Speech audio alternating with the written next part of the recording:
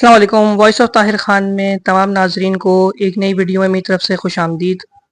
आज जिस मौजू पे मैं आप सबसे बात करना चाहता हूँ वो जो कि कौमी क्रिकेट टीम का जो इंतखाब किया है सिलेक्शन कमेटी ने न्यूजीलैंड के खिलाफ T20 सीरीज़ के लिए 18 रुकनी स्क्वाड का ऐलान किया है सिलेक्शन कमेटी ने न्यूजीलैंड के खिलाफ 5 T20 मैचेस के लिए, जिसकी क़यादत बाबर आजम करेंगे।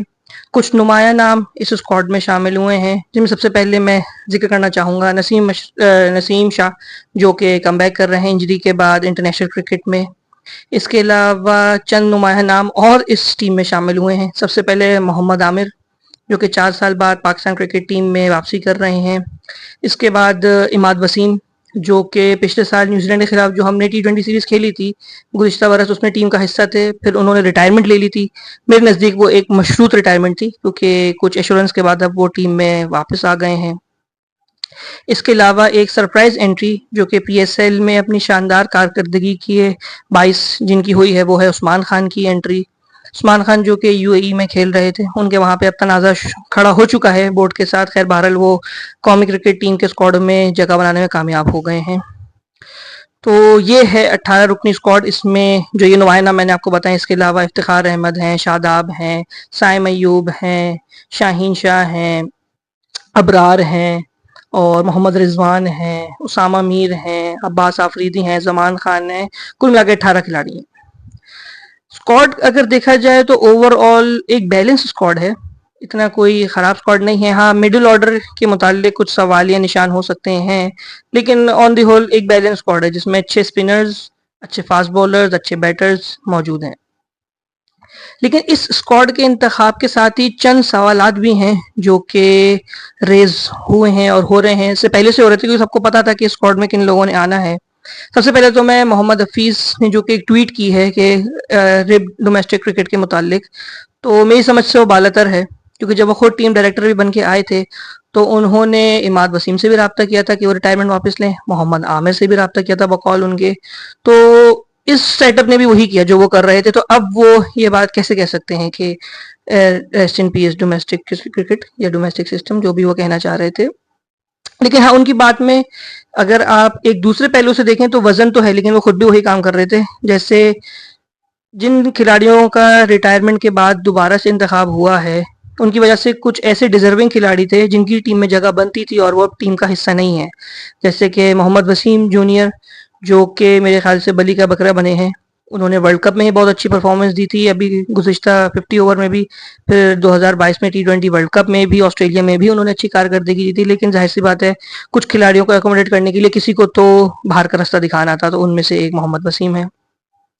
दूसरी जानिब मोहम्मद हारिस, जिनके मुतालिक जब न्यूजीलैंड पाकिस्तान गया था T20 सीरीज खेलने, तो उनके मुतालिक यही वहाब रियाज थे जो कि सिलेक्शन कमेटी के उस वक्त हेड थे। उन्होंने कहा था कि उनको रेस्ट दिया गया है। तो एक खिलाड़ी जो कि वैसे ही यंगस्टर है, उसको आपने रेस्ट दिया पहले, आपने कहा, और अब नेक्स्ट सीरीज में ही आपने उसको दोबारा शामिल नहीं किया, तो कितना तवील हो गया उनका रेस्ट। अव्वल तो रेस्ट से मुतालिक मेरे समझ से बालातर है रेस्ट की ये पॉलिसी, क्योंकि एक ज़माना था जिस ज़माने 90s में वनडे क्रिकेट बहुत हुआ करती थी, तो तब बैक टू बैक वनडेज होते थे जैसे भी T20 हो रहे हैं, और रेस्ट का या रोटेशन का ऐसा कुछ नहीं होता था उस जमाने में, लेकिन लोग खिलाड़ी खेलते थे। लेकिन बोर्ड ने कुछ दोहरे मयार सेट कर दिए हैं।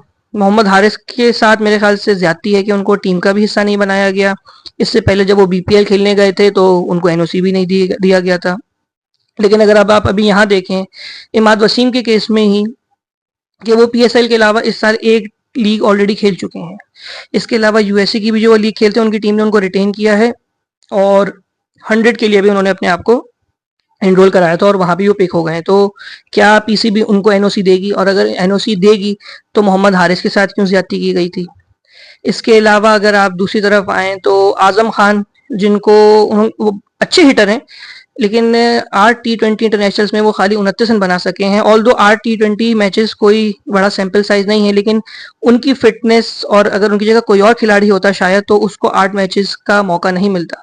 हमारे सामने साहिबजादा फरहान की एग्जाम्पल है। वो 2 T20 के लिए मेरे ख्याल से टीम में आए थे, एक ओपनर होने के बावजूद उनको नीचे खिलाया गया था और वो अब बाहर हो गए हैं। ऑब्वियसली ओपनिंग स्लॉट पे उनकी जगह नहीं बनती थी, लेकिन छठा या पांचवा नंबर उनका बनता भी नहीं था। लेकिन खैर अगर आपने उनको खिलाया भी था, अगर आप उनको मिडिल ऑर्डर में मौका दे रहे थे तो उनको ड्रॉप करना बनता नहीं था। लेकिन जाहिर सी बात है कुछ खिलाड़ियों को एडजस्ट करने के लिए आपने उनके साथ ऐसा कर दिया, उनको बाहर कर दिया टीम से, और अब वो टीम का हिस्सा नहीं है। तो ये ज्यादतियां माजी में भी होती रही और अभी भी हो रही हैं। और आजम खान एक अच्छे क्रिकेटर हो सकते हैं, लेकिन उन्होंने अपनी फिटनेस पे मेरे नज़दीक वो कोई काम नहीं करना चाहते, जो कि जिस स्टैंडर्ड या जिस लेवल पे आके वो खेल रहे हैं उसके लिए वो एक इम्पॉर्टेंट चीज़ है। फिटनेस आजकल बहुत इंपॉर्टेंट है। हसीबुल्ला या हारिस उनकी जगह बिल्कुल आ सकते थे, लेकिन उनको नहीं शामिल किया गया। आजम खान को मुसलसल एक बेहतरीन क्रिकेटर साबित करने की कोशिश की जा रही है। हमने पीएसएल में भी देखा कि उनको बेस्ट विकेट कीपर का अवार्ड दिया गया। मेरे नज़दीक वो सही नहीं था। खैर बहरहाल आपने उनको दे दिया। उस्मान खान जो कि स्क्वाड का हिस्सा बने हैं, उनका अपने बोर्ड से यूएई से तनाज़ा हो चुका है। उनको एश्योरेंस दी गई थी और वो कौमी टीम का हिस्सा बन चुके हैं। मेरे नज़दीक उस्मान खान का टीम में शमूलियत एक अच्छा फैसला है, लेकिन ज़ाती तौर पे मुझे उनका टीम में लॉन्ग टर्म स्टे नज़र नहीं आ रहा, जिसका नुकसान या खमियाजा मेरे ख्याल से मुस्तकबिल में उनको खुद ही भुगतना पड़ेगा, क्योंकि पाकिस्तान में क्रिकेट उनकी शायद लंबी ना हो। मिडिल ऑर्डर वैसे ही ऑक्यूपाइड है। अगर हम प्लेइंग 11 भी बनाएं, अगर बाबर रिजवान दोबारा ओपन करते हैं, या अगर रिजवान और साइम ओपन करते हैं, 3 नंबर बाबर खेलेंगे, चौथे नंबर पे अगर फ़खर आते हैं, पांचवे पे उस्मान या इफ्तिखार या आजम, इसके अलावा इमाद वसीम होंगे, फिर इसके अलावा आमिर, शाहीन, नसीम, ये ऑटोमेटिक चॉइस है। शादाब भी होंगे। मेरे ख्याल से शायद अबरार अहमद की भी जगह ना बने, लेकिन अगर सब करके कहने का मकसद ये है कि शायद उस्मान को प्लेइंग 11 में जगह मुश्किल से मिले, क्योंकि 2 स्लॉट के लिए मेरे ख्याल से फ़खर, आजम खान और उस्मान, इन तीन में मुकाबला होगा, किसी एक को बाहर बैठना पड़ेगा। अब वो कौन खिलाड़ी होता है जो बाहर बैठेगा, ये तो वक्त ही बताएगा।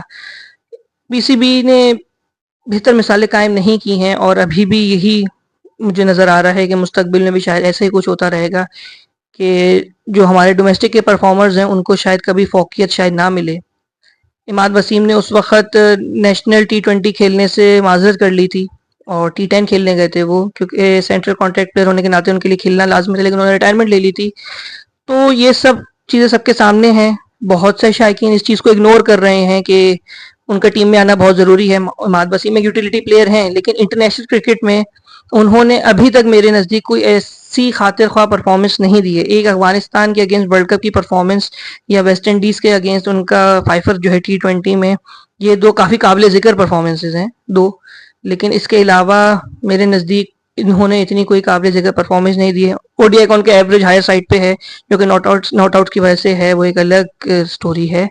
लेकिन बोर्ड को चाहिए कि जो डोमेस्टिक परफॉर्मर्स हों उनको अहमियत दे, उनको मौका दे।